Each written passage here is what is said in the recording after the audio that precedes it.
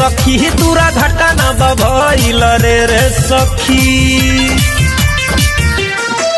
रही साटा पगइल रे सखी दूरा घटना भइल रे सखी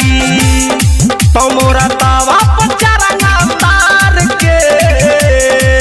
रत छावड़ा एगो बिहार के भागल बा मुहावा मार के रत छावड़ा एगो बिहार के भागल बा मुहावा मार के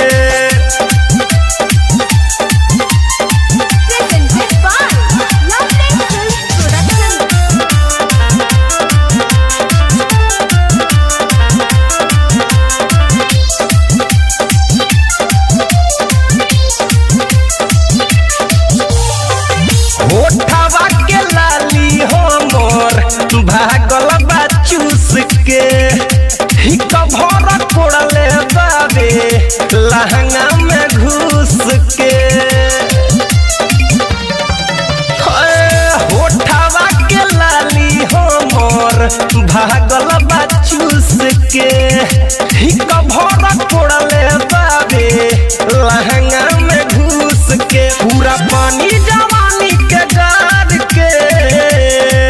रत छवड़ा एगो बिहार के भागल बा मुहवा मार के रत छवड़ा एगो बिहार के भागल बा मुहवा मार के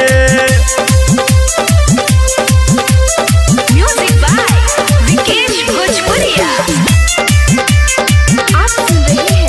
अमित पटेल की आवाज में।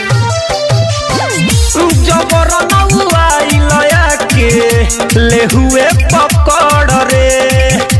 कोरावा में हमके अपना सखी रे चकड़ रे जबर नौआ के ले हुए